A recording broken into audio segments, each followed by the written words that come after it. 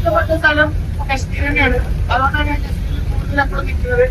എന്നാൽ കൂടെ കശ്മീരത്തെ വില്ലേജിലെ എല്ലാവരും നല്ല രീതിക്ക് സ്നേഹമുള്ളവരാ. പക്ഷെ കശ്മീരിലെ ടൂറിസ്റ്റ് പ്ലേസിലുള്ളവര് എങ്ങനെയൊക്കെ കായികമായിട്ട് വഹിക്കാൻ നോക്കുന്നോ അറിയാലോ. അറിയാനാണ് ടൂറിസ്റ്റ് പ്ലേസിലുള്ളവരെ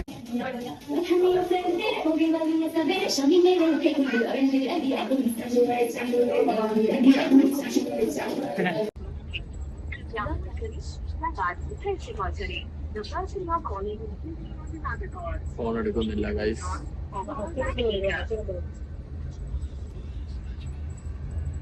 അടുത്ത നമ്പർ നോക്കാം.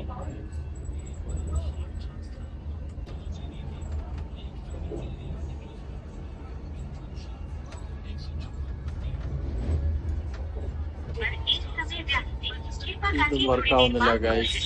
എന്നാണ് റെയിൽവേ കാണിക്കുന്നത്? നമ്മള് ഫാമിലി ആയിട്ട് വന്നതിന് നമ്മള് AC-യിലാണ് നമ്മൾ വന്നത്. നമ്മൾ AC വന്നിട്ട് കൂടി നമ്മൾ വന്നത് തന്നെ നമ്മൾ ഇച്ചിരി വൃത്തിയും ബാക്കിയുള്ള കാര്യങ്ങളെല്ലാം ഉണ്ടായിരിക്കും എന്ന് വിചാരിച്ചു വന്നതാണ്. പക്ഷെ അതൊന്നും ഇല്ലാതെ നമ്മളിപ്പം വല്ലാത്ത ഒരു രീതി ഇരിക്കാൻ, ഒന്ന് കൈ എഴുവാൻ പോലും പോകാൻ പറ്റൂല. ആ ഒരു അവസ്ഥയിലാണ്. നമ്മളിവിടെ തന്നിട്ടുള്ള കോണ്ടാക്ട് നമ്പർ വിളിച്ചിട്ടൊന്നും ഒരിതും ഇല്ല. ഹലോ,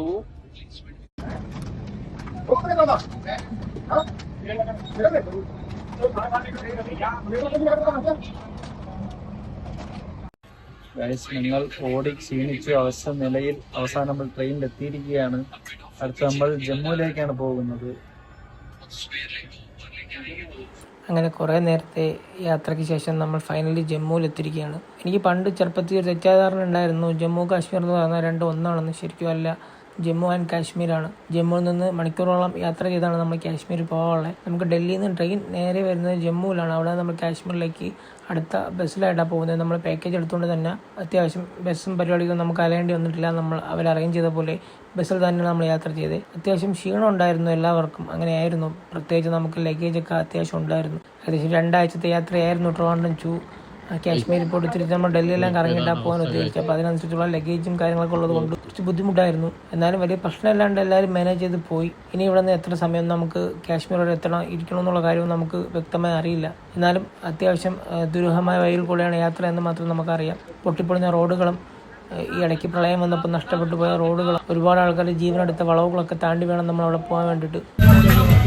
നമ്മൾ ജമ്മുവിലെത്തിയപ്പോൾ കണ്ടൊരു കാഴ്ച എന്തെന്ന് വെച്ചാൽ എല്ലായിടത്തും ഇതേപോലെ ഒരു BMW ഒരു ചിഹ്നം എല്ലായിടത്തും ഉണ്ട്.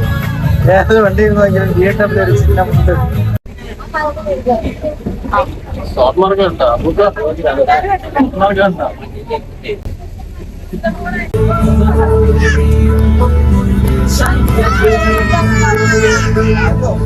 അതേപോലെ നിങ്ങൾ ഗുൽമർഗ് പോയാല് കേബിൾ കാറാണ്. കേബിൾ കാർ എല്ലാവരും ബുക്ക് ചെയ്തിട്ടില്ലേ? ഫേസ് 1-ലിപ്പോ മഞ്ഞില്ല, ഫേസ് 2-ല് മഞ്ഞുണ്ട്. ഫേസ് 2-ലോട്ട് കുട്ടികളൊക്കെ പോകുമ്പോ പ്രത്യേകം ശ്രദ്ധിക്കുക. ഹൈ ആറ്റിറ്റ്യൂഡുള്ള കാരണം എറൗണ്ട് ഒരു 13,400 അടി മേലക്കാണ് പോകുന്നത്. 4000 മീറ്റർ മേലക്കാണ് പോകുന്നത്. പ്രത്യേകം ശ്രദ്ധിക്കുക. അവിടെ ഈ ഓക്സിജന്റെ അളവ് സംടൈംസ് നല്ല കുറയാറുണ്ട്. സോ അതിന് മേലക്ക് കയറുമ്പോൾ ചെയ്യരുത്. അങ്ങനെ ഇഷ്യൂ ഉള്ള കാര്യങ്ങളുള്ളവരൊന്നും മേലക്ക് കയറാതിരിക്കാൻ ശ്രമിക്കാം. ഫേസ് 1 വരെ പോവാം. ഫേസ് 2-ലോട്ട് ചെയ്യാൻ പാടില്ല. നമ്മളെ 5-നൊന്നും മേലക്കൊണ്ട് എടുത്തിട്ടോ. 5 അതേപോലെ ഞങ്ങളെ ചെറുത്ത്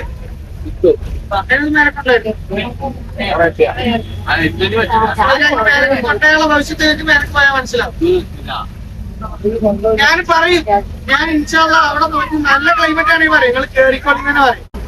ഒരു ദിവസം എന്ത് ചെയ്യും, ഏതെങ്കിലും ഒരു ദിവസം അപ്പുറത്തെ ബസ്സുകാരോട് ഞാൻ പറയും ഏതെങ്കിലും ഒരു ദിവസം ഞാൻ വരും.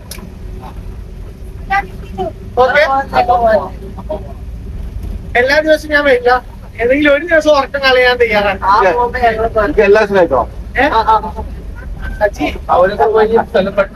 പിന്നെ എന്താണ് കശ്മീരിലെ വേറൊരു ഫുഡാണ് കാശ്മീരി വസ്വാൻ. കാശ്മീരി വസ്വാൻ എന്ന് പറഞ്ഞാൽ കശ്മീരികളെ കല്യാണത്തിനൊക്കെ യൂസ് ചെയ്യുന്ന ഫുഡാണ്. ഒരുപാട് ഐറ്റംസ് ഉണ്ടാവും. ഈ മീറ്റ് കൊണ്ട് ഉണ്ടാക്കിയ പല ഐറ്റംസ്, കബാബായിട്ടും ഫുഡായിട്ടും റോഷൻ ദോശയായിട്ടും. ആ പേര് പറഞ്ഞാൽ എനിക്ക് മനസ്സിലാവില്ല. അവിടെ ഫുഡായിട്ടും അങ്ങനെ ഇങ്ങനെ ആക്കിയിട്ട് ബോട്ടി അങ്ങനെയൊക്കെ ആക്കിയിട്ടുള്ള സാധനങ്ങളുണ്ട്. ഇത് പേര് പറയാനായിട്ട് എന്തായാലും മനസ്സിലാവും. അവിടെ പറയാം റോഷൻ ഈ പറയുന്നത് അതാ പറയാം. അപ്പം അത് കഴിക്കാൻ താല്പര്യമുള്ള ഒരു രാത്രി പോണം. അപ്പോഴേ എനിക്ക് സമയം ഉണ്ടാവുള്ളൂ. മുഗൾ ദർബാർ പോയാല് അത് കിട്ടും. പിന്നെ കശ്മീരിൽ ആര് വന്നാലും നമ്മളെ നാട്ടിൽ കൊണ്ടുവരുന്ന ഒരു സാധനമാണ് മൂൺലൈറ്റിന്റെ വാൽനട്ട് ബഡ്സ്. അത് കേട്ടിട്ടുണ്ടോ? അത് കിലോന് 1250 രൂപ വരുന്നത്. അതില് ഒരു ദിവസം ആ കടയിൽ കൊണ്ടുപോകും. ആവശ്യമുള്ളവർക്ക് എന്ത് ചെയ്യാം, വാങ്ങാം. പിന്നെ അങ്ങനെ തുടങ്ങി കാശ്മീരിനെ കുറിച്ച് അത്യാവശ്യം പറയാനുണ്ട്. ഞാൻ ഓരോ സ്ഥലങ്ങളൊക്കെ പറഞ്ഞുതരാം. എന്റെ തൊള്ളത്തെ വെള്ളം വണ്ടി എനിക്ക് നല്ല പൈസ. ശരിക്കും ജമ്മുവിൽ പോകുമ്പോൾ ആ റോഡും വഴിയെന്നെല്ലാം പറഞ്ഞാൽ അത് വല്ലാത്തൊരു സംഭവമാണ്. അതിന് ബാക്കി കാര്യങ്ങളും പോകുന്ന വേയും നമ്മൾ കഴിച്ച ഫുഡും ഡീറ്റെയിൽസൊക്കെ നമ്മൾ എന്തായാലും അടുത്ത വീഡിയോ ഉൾക്കൊള്ളിക്കുന്നതാണ്. അപ്പോൾ അടുത്ത വീഡിയോ കാണാം. എല്ലാവർക്കും ബൈ.